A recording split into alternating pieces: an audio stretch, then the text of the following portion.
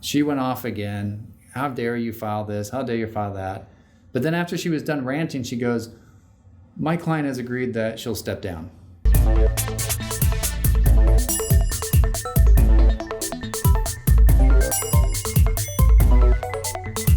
So a couple of years after Stuart and I started the firm, I had this case, and it was a case that was fairly standard where you had two sisters that didn't get along. And that really describes a vast majority of our cases, two siblings that don't get along. That's nothing abnormal.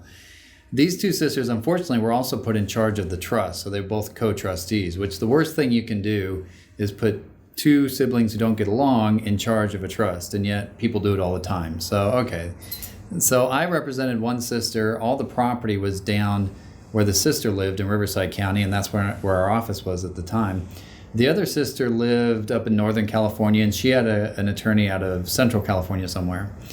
And so there was a number of disputes about who's going to get what property, what the valuations are. There was disputes about almost everything: how to fix up the property, how much to spend, what to do in fixing up the property.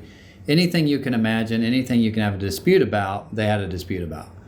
So I'm working with this other lawyer, and we're trying to find some common ground to see if we can get these two parties to move forward, because at the end of the day, the properties are going to be sold, and they're going to split the proceeds, and they're going to go their merry way, and they'll never have to talk to each other again if they don't want to.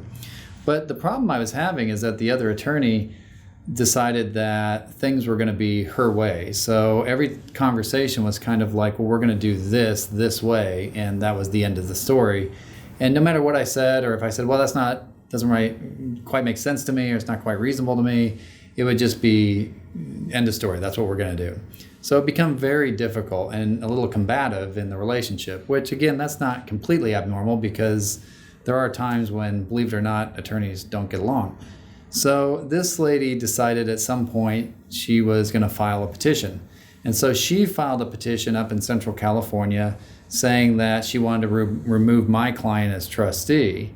Well, I happen to know that she was only a part-time lawyer. She had, some other business, like we'll say a vineyard. I don't remember what it was, but it was something. And I know that she didn't really want to travel down to Riverside County, which is where all the property was. It's where the proper venue of the case should have been and was.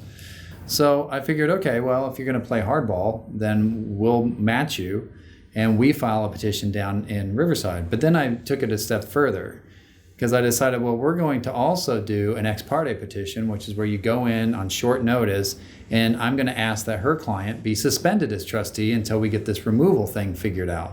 Now, a lot of times courts won't give you suspension unless you have really good evidence that somebody is just stealing from the trust, which I don't know that we had. We had some evidence that they weren't getting along, and she probably should have been suspended, but she wasn't stealing. It wasn't one of those cases.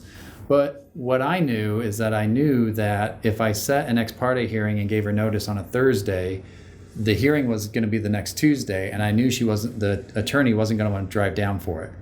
And you have to appear in person. You can't appear by phone. And so I knew that would put the pressure on her, because she wouldn't want to come down here all the way just for an ex parte hearing. And so we file it on Thursday. We give notice on Thursday. Friday morning, she calls my office, and she is just absolutely pissed off. She is mad because of this ex parte filing that we had filed.